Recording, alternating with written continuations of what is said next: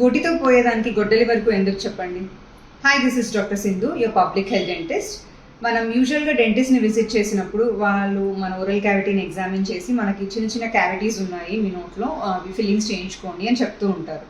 అవి మనం పెయిన్ లేదు కదా, ఇబ్బంది లేదు కదా అని చెప్పి వాటిని మనం ఇగ్నోర్ చేస్తూ ఉంటాం.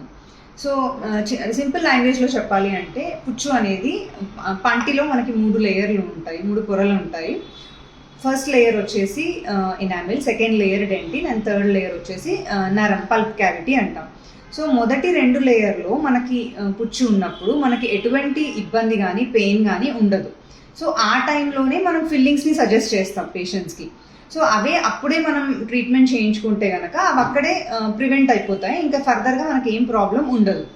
అవి మనం అక్కడ ఫిల్లింగ్స్ చేయించుకోకపోతే అవి ఫర్దర్గా ఇంకా నరం వరకు టచ్ అయ్యి they will go in to next level of treatment, like route canals కానీ అట్లా అవుతాయి. ఆర్ రూట్ కెనాల్స్ కూడా చేయించుకోకపోతే అవి ఇంకా నెక్స్ట్ ఫర్దర్గా పన్ను అనేది ముక్కలుగా చీలిపోయి పన్ను తీయించుకొని ఇంప్లాంట్ వేయించుకోవాల్సి వస్తుంది. సో చిన్న ఫిల్లింగ్స్తో అయిపోయే ట్రీట్మెంట్ మనం దాన్ని నిర్లక్ష్యం చేసి పెద్దగా ఇంప్లాంట్స్ వరకు చేయించుకుంటాం.